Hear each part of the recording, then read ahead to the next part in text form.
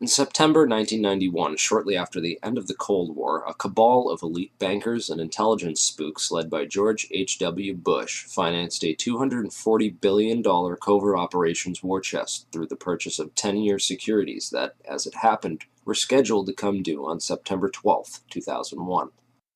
Project Hammer was undoubtedly used for a wide variety of illicit intelligence operations, but mainly it was used to finance a covert economic operation against the collapsing Soviet Union, whereby unknown Western investors bought up much of the Soviet industry with a focus on oil and gas, crashing the Russian economy, looting its central bank, orchestrating what became known as the Great Ruble Scam, and a wide variety of other clandestine, state-assisted operations designed to thoroughly prevent Russia from ever contesting the U.S. as a world superpower, while in the process lining the pockets of these economic hitmen who swooped in to devour the collapsing Russian economy after the fall of the Soviet Union.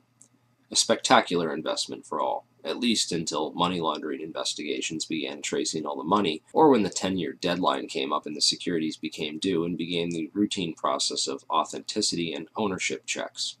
Evidence shows that several federal and private investigations had already stumbled upon the Hammer Fund and were compiling evidence on it up until the 9/11 attacks.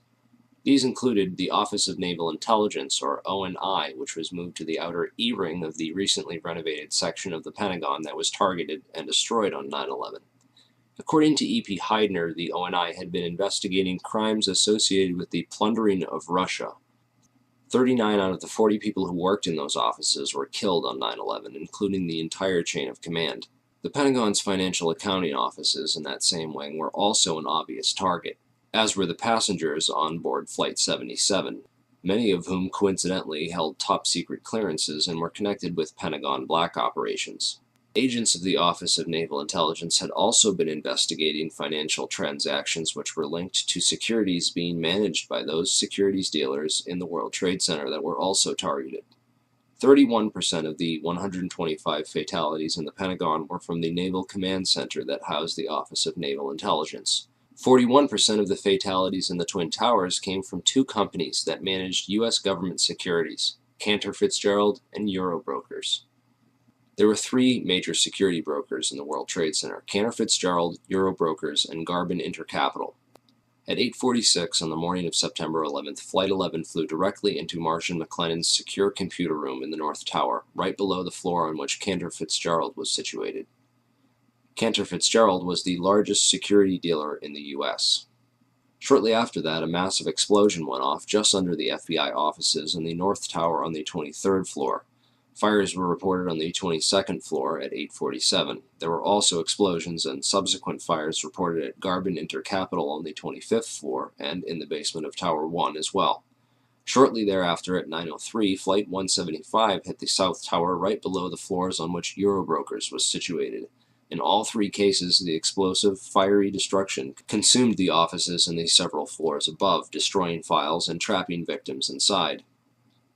In the midst of all this, Building 6 was destroyed by an explosion that took place before either tower fell. This secondary explosion took out a portion of the building which just happened to include the El Dorado Task Force's offices. The El Dorado Task Force was an interagency money laundering watchdog group responsible for coordinating all major money laundering investigations in the U.S. In the immediate aftermath of September 11th, these groups would be redirected to investigate terrorist financing. Building 6 was located directly between the North Tower and World Trade Center Building 7. While large portions of World Trade Center 6 were gutted by explosions and later by falling debris from the North Tower, the building itself did not suffer a global symmetric collapse at near freefall acceleration as did Buildings 1, 2, and 7. FEMA photographer and 9/11 whistleblower Kurt Sonnenfeld took some interesting pictures of the U.S. Customs Vault in the basement of World Trade Center 6, which was found completely empty and left with the door wide open. All of its contents appear to have been looted during the attacks. There is also evidence that gold was being looted from the vaults beneath World Trade Center 4. There were several early reports of a 10-wheel truck packed with stolen bullion caught fleeing World Trade Center 5 when the vehicle had become stuck on a collapsed ceiling brace, forcing the driver to flee the scene. Many researchers have stumbled across one or two of these anomalies from time to time: the empty vaults, the secondary explosions, the fireproofing upgrades on the exact floors coinciding with failure and impact in the towers, the suspicious power downs and evacuation drills, the World Trade Center tenants and security firms like AIG, Marsh & McLennan, and Kroll, and their close ties with the intelligence community, etc., etc. These anomalies are not unrelated, but nevertheless became lost inside the chaos of that September morn, the aftermath, and subsequent cover-ups. Okay, so what does all this mean? Overall, a critical mass of brokers from the major government security brokerages in the Twin Towers had to be eliminated to create chaos in the government securities market.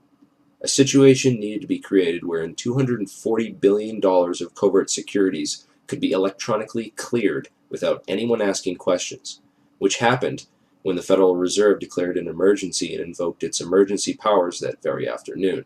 On September 14th, the Securities and Exchange Commission declared a national emergency and for the first time in U.S. history invoked its emergency powers under the Securities Exchange Act Section 12K and eased regulatory restrictions for clearing and settling security trades for the next 15 days. These changes would have allowed the estimated $240 billion in covert government securities to be cleared upon maturity without the standard regulatory controls around identification of ownership. The towers needed to be demolished to create a big enough mess that the illicit activities taking place behind the scenes that morning could be hidden in the confusion of that day. Okay, now let's talk a little bit about who did it and how. 9/11 whistleblower Richard Andrew Grove was a software salesperson for a company called Silverstream. Silverstream's technology was on the cutting edge of internet solutions, offering software to web-enable the critical business functions of Fortune 500 companies, basically integrating and making available on the web the disparate legacy applications and mainframes while simultaneously streamlining workflow and traditional paper processes, with an end result being a lower cost of operation and more efficient transactions. Silverstream had built internet transactional and trading platforms for Merrill Lynch, Deutsche Bank, Bankers Trust, Alex Brown, and Morgan Stanley, to name a few. Leading up to 9/11, Silverstream was designing specialized accounting software for a major client, Marsh & McLennan. Marsh is the world's largest insurance brokerage and was located right below Cantor Fitzgerald in the North Tower.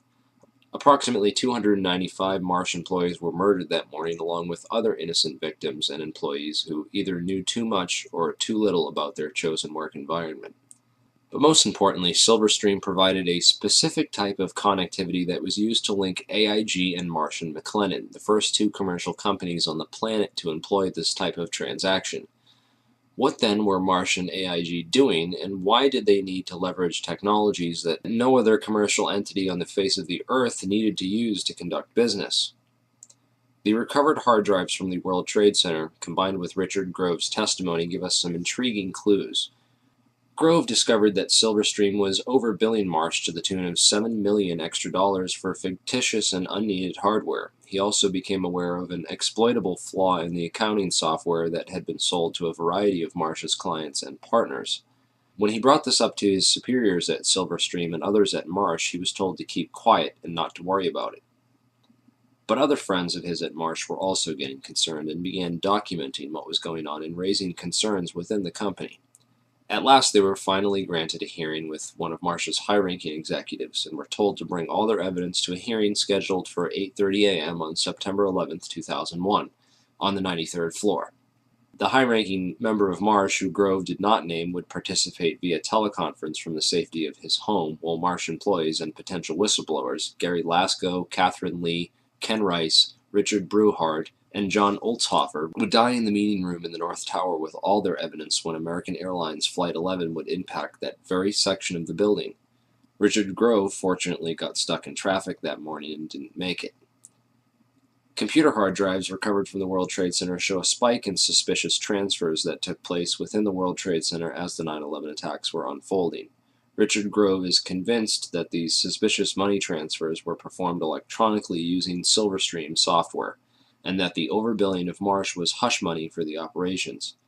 It would certainly have helped clear up that $240 billion in securities and make it look like any of those companies might have done it. The recovered hard drives and financial transactions from 9/11 all show clear evidence that something was going on that morning. Marsh's CEO at the time was Jeffrey Greenberg, the son of Maurice Greenberg of AIG. Most insurance companies were hurting badly in late 2001 after $40 billion in insurance settlements had been paid out for the devastation caused by the 9/11 attacks. Yet one insurance company did not suffer quite the same losses as the other companies did. American International Group, or AIG as it turns out, is much more than an insurance company. With its long ties to the intelligence community, AIG was founded by OSS operative Cornelius V. Starr, 2 R's, the uncle of Clinton's friend Kenneth Starr. AIG currently operates a complex network of shell companies and other entities which operate internationally and have been used for clandestine intelligence gathering and other covert activities for decades. The company that ran security in the World Trade Center, Kroll Associates, was owned by AIG. The CEO of AIG on 9/11 was a guy named Morris Greenberg, who was actually nominated for the position of Director of Central Intelligence after he authored a report for the Council on Foreign Relations, of which he's a high-ranking member, where he advocated that FBI and Drug Enforcement Agency agents operating abroad should not be allowed to act independently of either the ambassador or the CIA, lest pursuit of evidence or individuals for prosecution cause major foreign policy problems or complicate ongoing intelligence and diplomatic activities. Of course, this type of policy is essentially a continuation of things like Executive Order 12333 and the CIA-assisted Contra cocaine trafficking that went on as an immediate result. These backdoor agreements open the floodgates for government drug money laundering and narco-trafficking. Former LAPD narcotics detective turned whistleblower Michael Rupert has written a series of excellent articles documenting AIG's involvement in drug money laundering, undoubtedly revealing yet another motive for the invasion of Afghanistan, a country which currently produces over 90% of the world's heroin supply. Drugs are arguably the most profitable commodity on the entire international market, and drug money was undoubtedly a motive behind the invasion of Afghanistan and consequently the 9/11 attacks. While companies like AIG launder the drug money for big banks, the actual drug production and trafficking can be traced back to the same Iran-Contra affiliates like Richard Armitage and Frank Carlucci. Unfortunately, that rabbit hole is a bit too deep and off-topic to get into here. I will mention that DynCorp was heavily involved, as well as Stewart Air Force Base in upstate New York, where the two flights out of Boston crossed paths simultaneously and shut off their transponders before making their way to the Twin Towers. Many researchers believe that the MENA operation was moved to Stewart Air Force Base after Barry Seal got whacked. Richard Armitage was the Deputy Secretary of State on 9/11, and according to whistleblower Michael Springman, he was the man responsible for granting visas to 15 out of 19 of the 9/11 hijackers, allowing them to enter the U.S. and pursue flight training. Frank Carlucci is the chairman of the Carlyle Group and was in Washington, D.C. on 9/11, having just met with George H.W. Bush and the brother of Osama bin Laden on Carlyle Group business. Frank Carlucci was also the chairman of BDM International, a company that served as a front for State Department black operations. Frank Carlucci's employees at BDM International left to take charge of Stratesec, the World Trade Center and airport security firm. Corporate Operating Officer Barry W. McDaniel, an ex-military expert in logistics and materials distribution, and CEO Wirt Dexter Walker III, who is a distant Bush cousin from the Herbert Walker line, with an extensive history of managing CIA front companies. Marvin Bush, the president's brother, was also a board member at Stratesec. Although Stratesec maintained contracts for security upgrades which were set to expire on September 11, 2001, they were not the company officially charged with World Trade Center security. This role was assigned to a risk management firm called Kroll Associates. Kroll's chairman, Jerome Hauer, was a longtime personal friend of ex-FBI counterterrorism expert John O'Neill and was responsible for O'Neill's appointment as head of security for the World Trade Center just a few days prior to the 9/11 attacks. O'Neill is the world's leading expert on Osama bin Laden and al-Qaeda and was a potential 9/11 whistleblower with hard evidence of White House complicity in the protection and shielding of the 9/11 hijackers from all means of federal investigation. Al-Qaeda hijacking suspects were flagged by the Able Danger terrorist tracking program, which was also shut down by the White House. Able Danger whistleblower Anthony Schaefer claims the U.S. government destroyed over 6 terabytes of data related to Able Danger, which he also claims identified 9/11 ringleader Mohammed Atta as early as February of 2000. Those atop the chain of command in the White House, military, and intelligence establishment deliberately ignored all the warning signs of an impending attack. a clever strategy of plausible deniability which also served to portray those in charge as incompetent rather than complicit. In every major head throughout the chain of command on 9/11, from NORAD to the military, we see a repeated theme of complicity through negligence or incompetence. After 9/11, failure and incompetence was rewarded, and whistleblowers were silenced. Combined with the fact that 6 corporations control 90% of the media, and CIA operations like Mockingbird admit to taking over and subverting our US media, we can understand how such a big lie could have been kept from the American public for so long. But if you stop and take the time to do your research, you'll find all the evidence is there, hidden beneath a mountain of disinfo and lies. It's been 10 years since 9/11 happened, and we are left with hundreds, if not thousands, of unanswered questions about the 9/11 attacks. A transparently fraudulent 9/11 Commission report, which purposely failed to even mention the collapse of World Trade Center 7, and a host of ridiculous, so-called debunking websites, forums, and other literature, which have done absolutely nothing over the past 10 years to debunk anything other than cleverly selected strawman arguments, and have failed to stem the constant flow of new 9/11 information, which researchers have been uncovering and bringing out to the public. Instead, they continue to label truth seekers, including family members of people who died on 9/11, as conspiracy theorists, and devise clever propaganda designed to prevent the general public from looking any further into the evidence or the actual claims of the so-called conspiracy theorists. In this video, we will take a deeper look into the so-called investigations, which have provided us with the official story, and why they deserve a more thorough examination. The Bush administration stalled government investigations into 9/11 for over 400 days. A week after 9/11, letters containing anthrax spores were mailed to several news media offices and 2 senators who were perhaps a bit too vocal about opening an official investigation into 9/11. The anthrax used in the attacks was identified as an Ames strain, which means it had to have come from the U.S. Army Medical Research Institute of Infectious Diseases at Fort Detrick, Maryland. A member of that institute, Jerome Hauer, managed the National Institute of Health response to the anthrax attacks. Coincidentally, Hauer also warned the White House to start taking Cipro, an antibiotic which is effective against anthrax, a week before the attacks. Jerome Hauer also happened to be a managing director at Kroll Associates, which ran security at the World Trade Center up until the weekend before 9/11, when that role was personally handed off by Hauer to FBI agent John O'Neill, who would later die in the attacks, drawing strong suspicion that he was set up due to his knowledge of Al-Qaeda and the 9/11 hijackers, whom he was blocked from investigating while he was working at the FBI. In January 2002, President Bush personally asked Senate Majority Leader Tom Daschle to limit the congressional investigation into the events of September 11th. The Bush administration only formed the 9/11 Commission after being prodded by the victims' families, who lobbied Congress for over a year to open the investigations. When the Bush administration finally did open a 9/11 investigation, it was described by some members as set up to fail. The President has said only a minority of the Commission can see a minority of the documents, and then they have to clear what they're going to say to the rest of the Commission with the White House. If you're one of those 4 that gets to see these documents, would that change your opinion? No. They don't want any more eyeballs to see their documents than they can possibly get away with. It's a scam. It's absolutely disgusting. They even attempted to appoint Henry Kissinger, a known cover-up mastermind, as head commissioner. He resigned after victims' family members asked him sensitive questions about his connections to the bin Laden family and the Carlyle Group. Philip Zelikow wrote the conclusions for the report before the investigation ever began, and even then any areas which did not support the official story were neither mentioned nor investigated by the 9/11 Commission. 6 out of 10 members of that commission have discussed on record how the government lied about the official story, and 70% of the questions posed by the victims' families were never answered or officially investigated.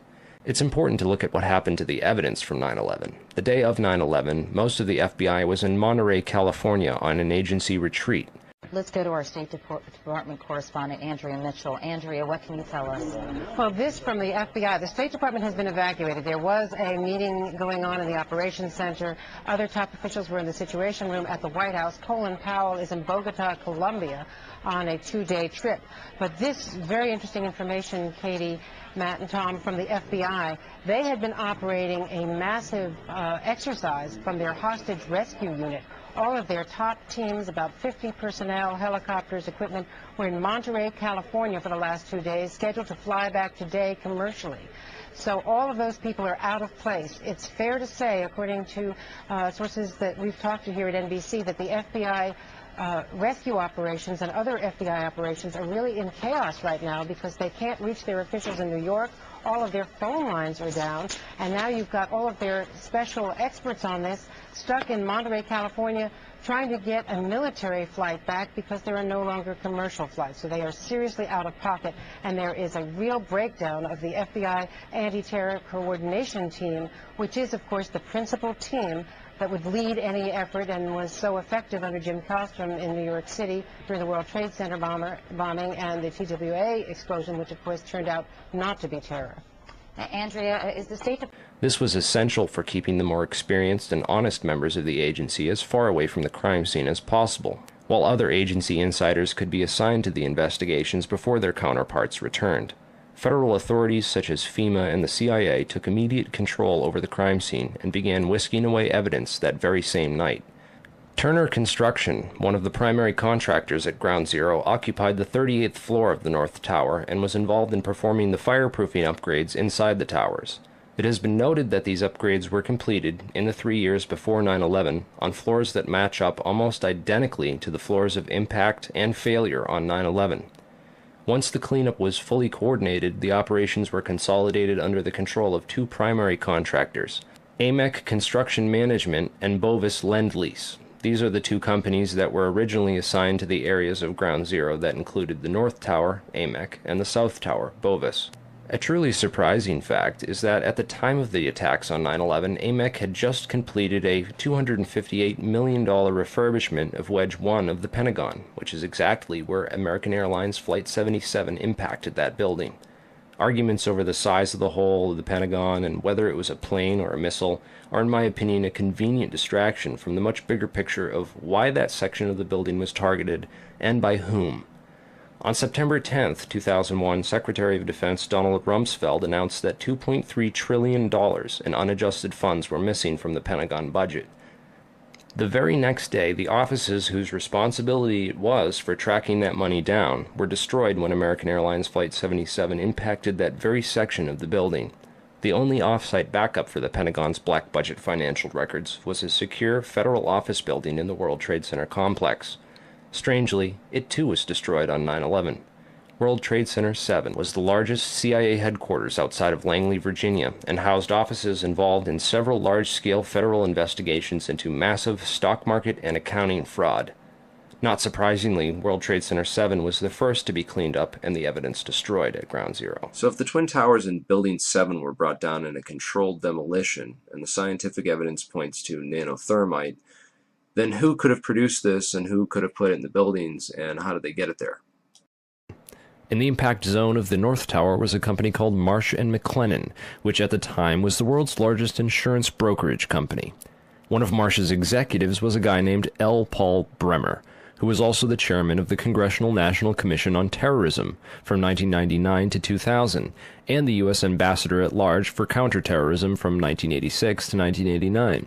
Instead of going to work on the day of 9/11 and dying inside the towers with hundreds of his employees, Bremer decided to go on MSNBC and tell the world that Osama bin Laden was behind the attacks and possibly Iraq and Iran, and then he demanded the most severe military response we can come up with. L. Paul Bremer was called away from Marsh in 2003 to become the Iraq occupation governor, a role he has been widely criticized for.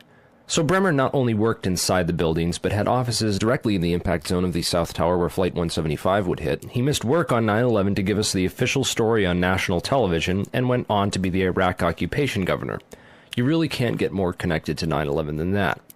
Oh wait, you can, sorry. I forgot to mention that Bremer was also the former manager for Kissinger Associates. He was a member of the board for Akzo Nobel, the parent of International Paint Company, which produced a fireproofing application for skyscrapers called Interchar. Bremer was also on the International Advisory Board for the Japanese mining and machinery company Komatsu, which at the time had been involved in a joint venture agreement with Dresser Industries, the oil services intelligence front where Prescott Bush Sr. and George H.W. Bush got their start with Neil Mallon. Anyway, the Komatsu Dresser mining division operated from 1988 to 1990 1997, and in July 1996 it patented a nanothermite demolition device that could, quote, demolish a concrete structure at high efficiency while preventing a secondary problem due to noise, flying chips and dust, and the like.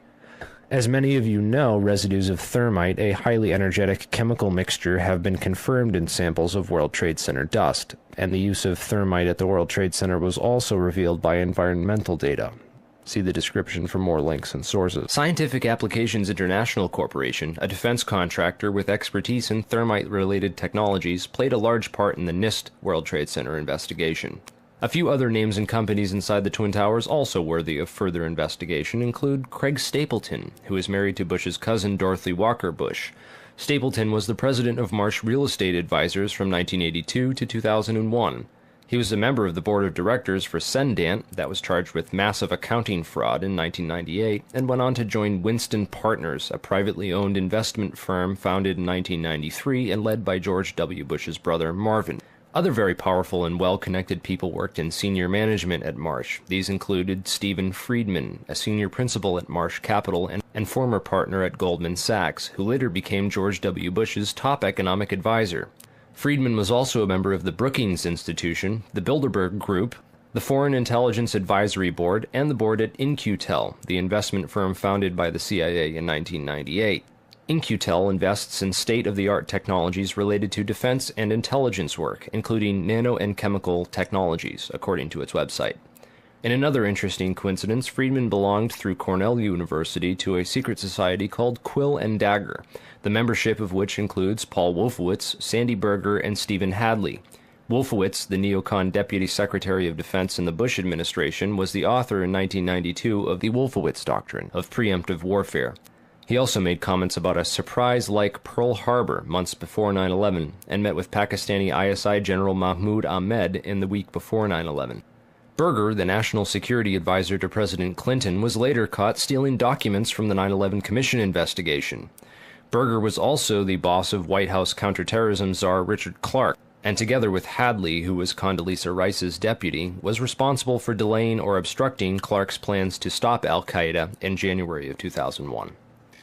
Jeffrey Greenberg resigned from Marsh & McLennan after being accused of serious financial crimes. The first plane of 9/11 flew directly into his company's secure computer room in the North Tower.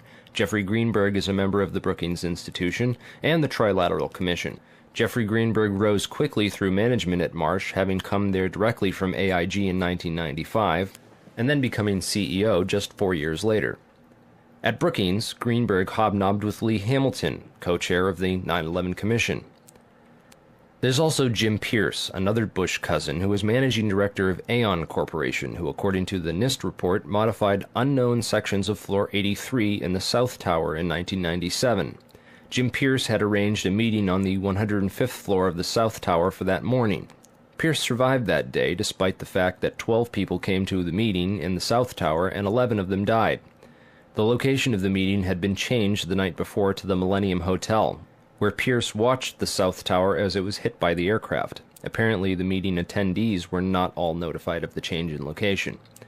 Another interesting character is Joseph Kasputis, of Baseline Financial Service, which occupied the impact zone of the South Tower on floors 77 and 78, where United Airlines 175 impacted.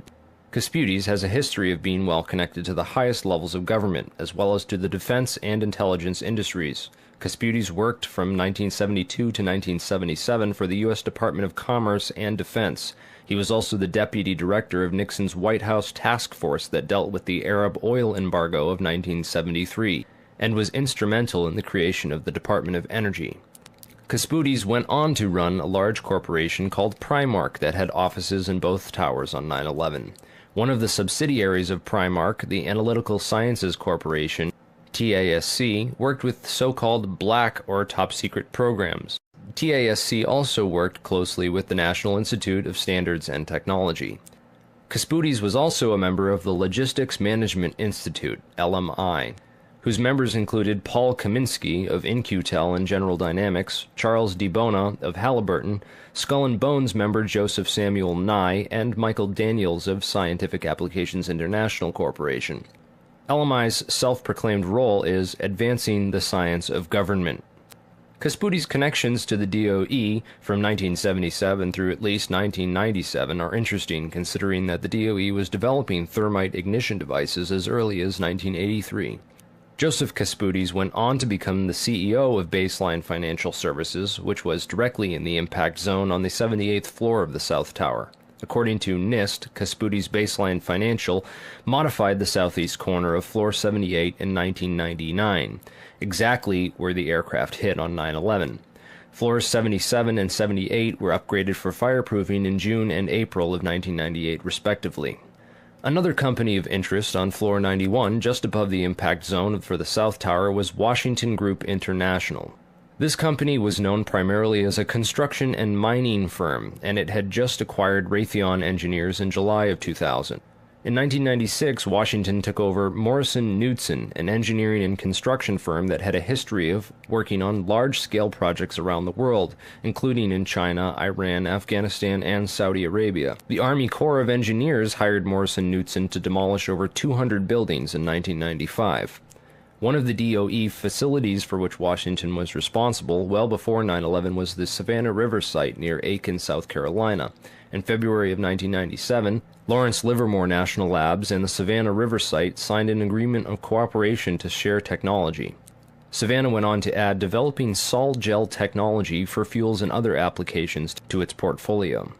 Sol gel technology is utilized by Lawrence Livermore National Laboratories for making nanothermites. In another coincidence, Savannah River Technology staff participated in the search and rescue operations at Ground Zero by providing unique tools. Just before 9/11, Washington was going through a tough time financially and sought Chapter 11 bankruptcy protection. Securities and Exchange Commission documents show that Washington made court-ordered pre-petition payments as part of these proceedings to a number of companies, including Komatsu. Washington also made payments to Greenhorn and Omara, whose employee, Teresa McAllister, was a lead author of the FEMA and NIST reports on the World Trade Center disaster, and to Sumitomo Bank, which was closely allied with Komatsu. Building 7 was a 47-story federal office building in the World Trade Center site, which collapsed at 5:20 p.m. on the afternoon of 9/11. This building was home to the CIA, in fact the largest CIA headquarters outside of Langley, Virginia. It also housed offices for the Secret Service and the Securities and Exchange Commission. One of the most interesting tenants, however, was then Mayor Giuliani's Office of Emergency Management and its Emergency Command Center on the 23rd floor. This floor received $15 million worth of renovations, including independent and secure air and water supplies, and bullet and bomb-resistant windows designed to withstand 200-mile-per-hour winds. Mayor Giuliani was a former U.S. prosecutor for the South District of New York from 1983 to 1989, who was in charge of investigating the terrorist financing Bank of Credit and Commerce International. After he left his job as a prosecutor to start a political career, he worked for a law firm called White & Case that actually represented BCCI. So he went from prosecuting the BCCI to working for a law firm which defended the BCCI. This was likely his foot in the door of this underground corporate criminal network. Giuliani would later help to destroy all the crime scene evidence from Ground Zero. Giuliani's sidekick on 9/11 was Police Commissioner Bernard Kerik, who appeared to be coaching some of Rudy's actions that day, keeping him away from the media and even answering questions for him about explosives in the buildings. In fact, Bernard Kerik gave us the first official government pronouncement that no explosives were involved in the destruction of the World Trade Center buildings. Kerik's department was also the same one that found that pristine, completely undamaged hijacker's passport, which survived a plane impact, and Fireball, which destroyed 2 titanium black boxes and 3 towers.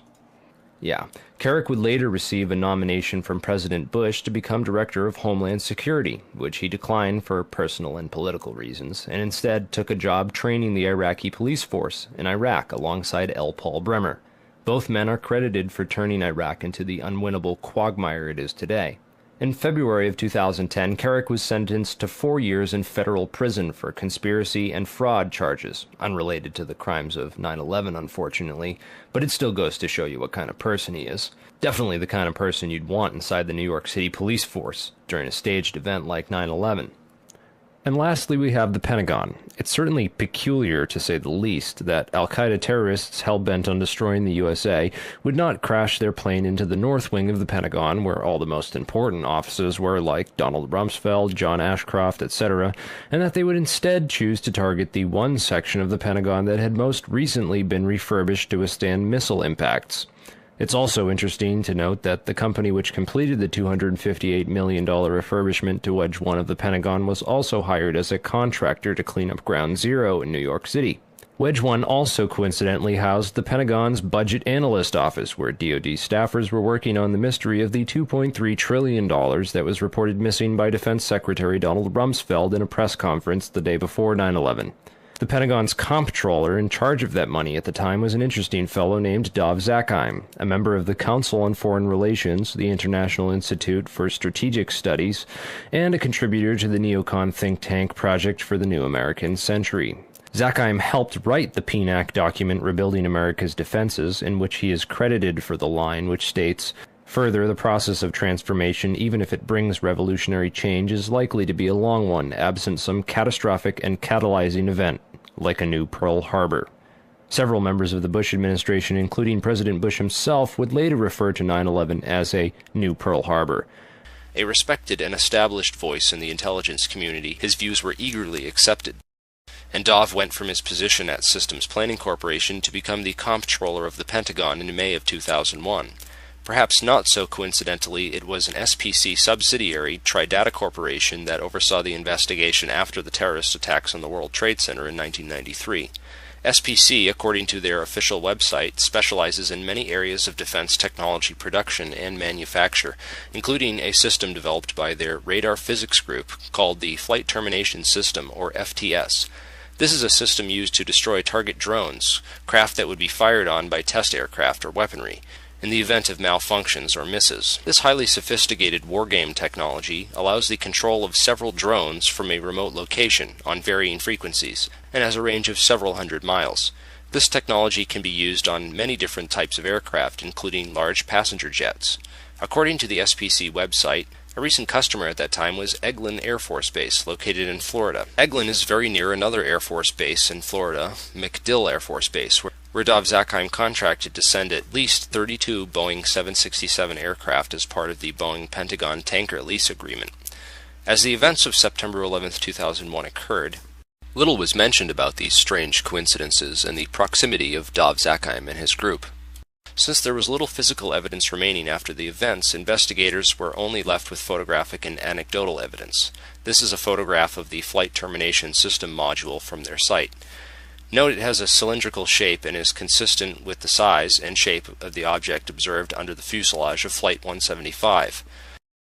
The Boeing lease deal involved the replacement of the aging KC-135 tanker fleet with these smaller, more efficient Boeing 767s, which were to be leased by Dov Zakheim's group. The planes were to be refitted with refueling equipment, including lines and nozzle assemblies. In this enlargement of Flight 175, we can clearly see a cylindrical object under the fuselage and a structure that appears to be attached to the right underside of the rear fuselage section.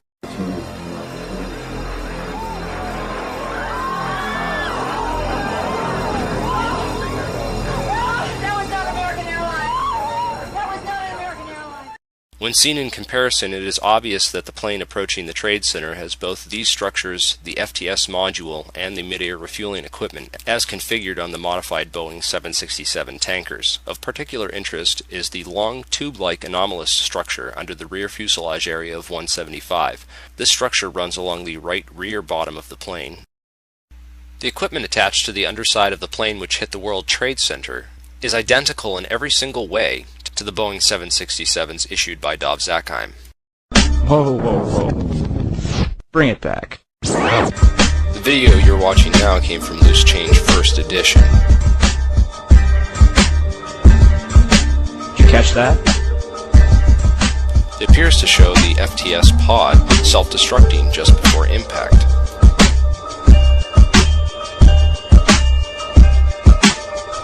Also, notice that the flash is reflected in the fuselage of the plane. The flash is also present in footage taken by Evan Fairbanks, Jennifer Spell,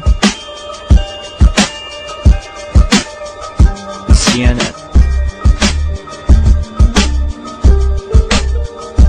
Al-Qaeda certainly couldn't have this equipment at Logan International Airport. And even if they did, the flight crew would have noticed it. So where did this plane come from? Another interesting piece of 9/11 evidence is the last 12 seconds of UA-175. Since every amateur videographer in New York City had their cameras pointed up at the burning Tower 1, the second plane strike was filmed from nearly every conceivable angle. Expert analysis of this plane leads to some startling revelations. First, there is the expertly controlled flight characteristics of this plane. During its last 12 seconds of flight, UA-175 made a single corrective maneuver so perfectly timed and executed that it's unlikely it was piloted by human hands. One of the things that jumped out at me when I looked at the footage of the video of Flight 175 as it went into the World Trade Center is it appeared to me that there was something on the under fuselage of that aircraft that did not belong there, at least not with a commercial airliner. Now, I'll tell you where I have seen attachments that look like that on military aircraft. So the question you have to answer now is, was that the commercial airliner that hit the World Trade Center, or possibly was it an aircraft that looked very similar but was a military type airplane? All the recorded sources, all the different photographic evidence that was produced by CNN and ABC, they all show this pod. It's there. You can see it with your own eyes. And in my professional opinion, that there was a pod attached to the bottom of that aircraft, and therefore it was not United Airlines Flight 175. If you take a careful look at the flight paths of American Airlines 11 and UA-175, the two flights that took off from Boston's Logan Airport and crashed into the Twin Towers, you'll find a major clue. Not only did both these planes cross paths directly over Stewart Air Force Base, but they did so at the exact same time. Another odd synchronicity is Flight 93, which had been sitting on the tarmac delayed at the airport for nearly 40 minutes with no explanation. Originally scheduled to take off at 8:01 a.m., it was delayed until the moment that Flight AA-11 crashed into the North Tower at 8:43 a.m. Another interesting piece of evidence that ties Stewart Air Force Base to the center of this 9/11 conspiracy is the white mystery planes spotted over Washington and the Pentagon. Through careful investigation, we've been able to map out the flight paths of these two ominous aircraft, which have been identified as E-4Bs, a type of aircraft that the military uses as mobile command posts. What concerns me is that both of these aircraft took off from and landed at Stewart Air Force Base. Another interesting coincidence I found was that Flight 93 turned around directly over Hopkins Airport, and Flight 77 turned around directly over Tri-State Airport.